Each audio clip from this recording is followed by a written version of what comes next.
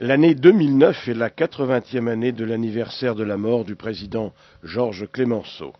Vendéen et patriote, féroce et généreux, grave et facétieux. Jusqu'à la fin de l'année, des manifestations sont organisées dans différentes villes de Vendée pour saluer la mémoire du Tigre et du Père La Victoire.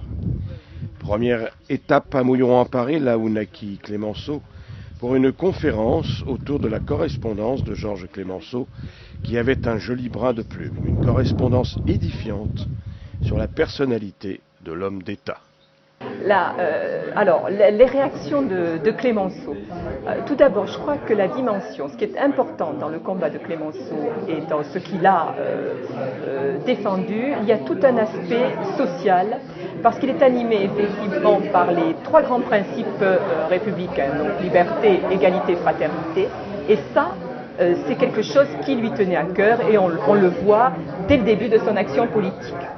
Sur le plan international, il a quand même pendant longtemps et au cours de deux voyages, premier voyage de jeunesse en 1835, deuxième voyage de maturité en 1922, une fois donc il n'était plus au pouvoir, il a une très grande proximité avec les États-Unis. Alors que serait Clemenceau aujourd'hui, sa situation, ses réflexions? J'avoue que bon, moi je n'en sais vraiment rien. La seule chose, c'est qu'il est persuadé, dès la fin de la guerre de 14, dès 1919, que les États-Unis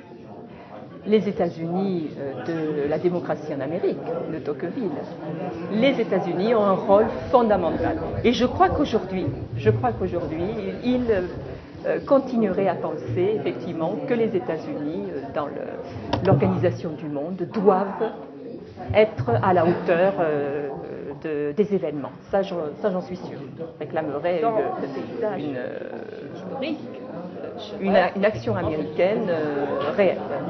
Prochaines étapes, la Tranche-sur-Mer, Mouchon, les Sables d'Olonne, La Roche-sur-Yon et bien sûr Saint-Vincent-sur-Jard, à Bel-et-Bas, là où le Tigre avait sa maison de vacances et de retraite. Débats, projections de films, colloques, conférences, repas républicains même, partout sera privilégiée la part du Tigre.